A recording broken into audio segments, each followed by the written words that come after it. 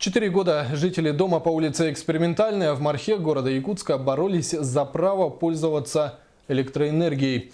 Из-за долгов завода «Мархинский ЖБИ», которому принадлежал дом, электричество периодически отключали, а в прошлом месяце жители и вовсе остались без света. В итоге люди были вынуждены обратиться к главе Якутии. С подробностями Розалия Борисова.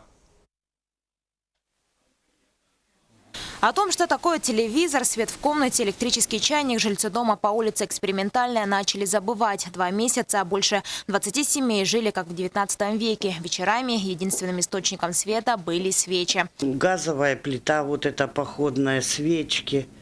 А я как инвалиду, мне особенно трудно было.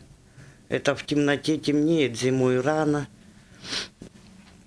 Очень большие расходы на вот это вот, на вот эти свечки, баллоны газовые. Ну и теперь наконец-то зажили. А то как пещерные люди жили 2 месяца. Проблемы со светом начались еще в 2011 году. Если до ноября этого года электричество хоть и с перебоями, но поступало, в прошлом месяце жители остались в полной темноте. Электроэнергия поступала с завода, которому принадлежал многоквартирный дом. Из-за долгов компании свет отключили. Невиновные жители несколько лет боролись за свои права, но безрезультатно. Стоит отметить, что граждане неоднократно с 2011 года обращались в различные инстанции, но вопрос таки не был решен.